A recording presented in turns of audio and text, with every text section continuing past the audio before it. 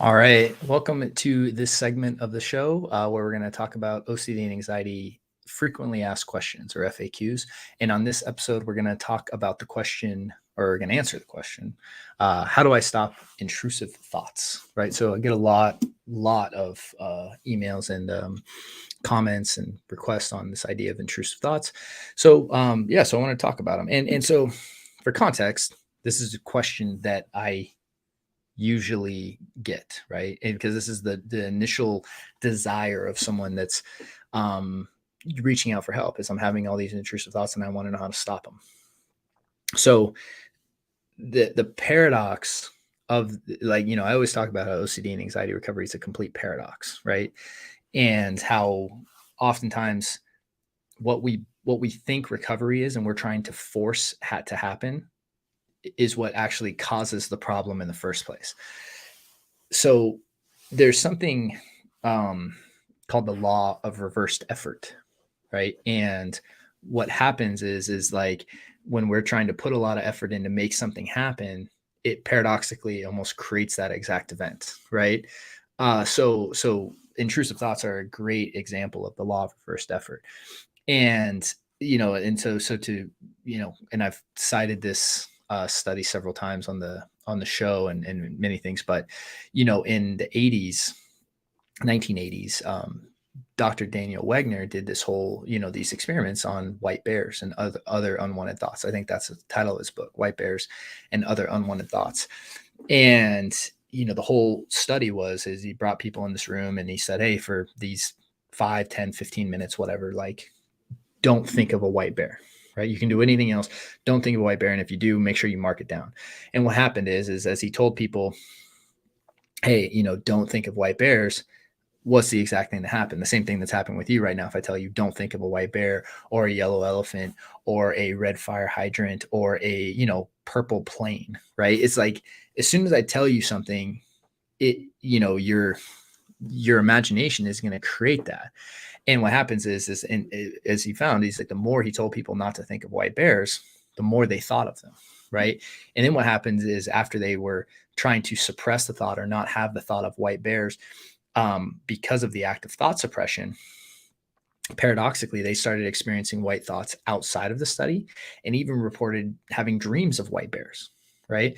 So when you're saying, how do I stop intrusive thoughts? The problem is that trying to stop intrusive thoughts is going to create more intrusive thoughts. That's the paradox.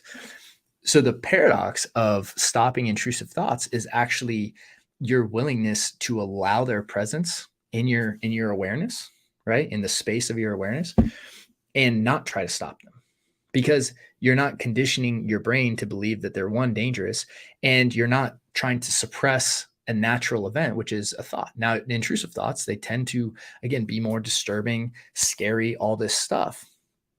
But the act of your ability to experience them, right, notice them, and not try to push them away, is what is communicating to your brain and nervous system these really aren't dangerous, they're not useful. And paradoxically, your brain starts producing them less and less and less when you don't care if they're there, right? So the answer to the question is more along the lines of, how do I stop intrusive thoughts? Well, I know how not to stop them, and it's, don't suppress them, right? Don't analyze them. Don't push them away. Don't try to replace them with good thoughts. All those acts of trying to stop them are paradoxically the mental compulsions that you're doing that are keeping them coming, right? And so that's why we teach, the AAA response, right, in the Taking Back Control program, and we really anchor into that approach to really make sure you're not engaging in any mental behaviors or physical behaviors. And through that process, you're breaking the loop, which in turn generally produces less intrusive thoughts. And it's a big paradox. But even then, the goal is not actually to not have the thoughts. It's actually to not engage in the behaviors that are reinforcing the thoughts. So changing the question and changing the goal. And then, so ideally your question is shifting to not how do I stop thoughts, but how do I stop all the behaviors that are creating the thoughts, that are perpetuating this loop. And if you shift your focus to that, then that's why, obviously I believe the AAA response is the best way to do that.